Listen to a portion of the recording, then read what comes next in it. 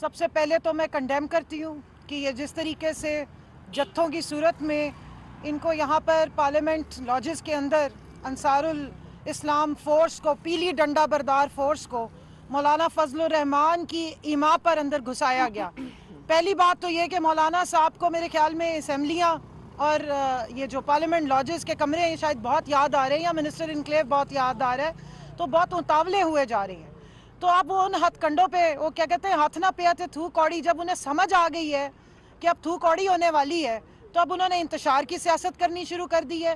اب وہ کس کس کے ایجنڈے پہ کام کریں گے؟ اب وہ چاہتے ہیں کہ شر پھیلائیں، انتشار پھیلائیں، اور اس کی آڑ میں جو ان کی سبکی ہونے جا رہی ہے، جو وہ ناکام ہوتا اپنے آپ کو دیکھ رہے ہیں، جو ایک ووٹ آف کانفیڈنس کی بلی نکال کے تھیلے سے لائے ہیں، تو اب یہ نیا ڈرامہ شروع کر دیا ہے۔ تو اس کی آپ کو اجازت نہیں ملے گی۔ یا ریاست کے اندر ریاست اور ریاستی اداروں کو آپ ہائی جیک نہیں کر سکتے۔ یہ پارلیمنٹ لاجز کا مطلب ہے کہ یہاں پر پارلیمنٹیرینز رہتے ہیں اور ان کی ایک پرائیویسی اور استحقاق ہے، یا غنڈہ گردی اور جتھا بازی آپ نہیں کر سکتے۔